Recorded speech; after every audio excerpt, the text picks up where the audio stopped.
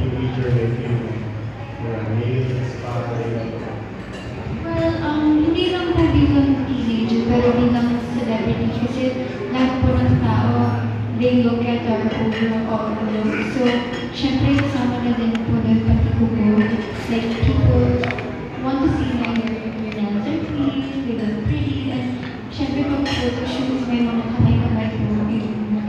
Laging may kamay-kamay sa face and everything. So, maganda tignan pag may konting color na Thank you, Ate. Yes, Mildred. Aba, nagpa-cuties din, no? Ano yung mga ritual mo sa pagpapaganda sa katawan?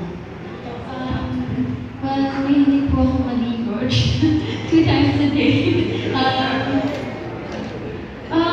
Ako, kasi lagi ako nag-makeup, basta lagi po ako nag-remove before sleeping para hindi po mag-break out.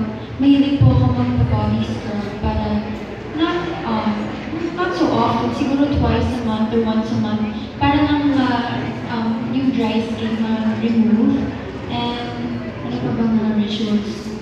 I like to put a lot of lotion and moisturizer always para hindi po mag-dry yung skin. And maglinis ng nails, especially kapag kunwari mag-aasap or live shows, gusto ko nakikita ng tao na pati nails ko pretty.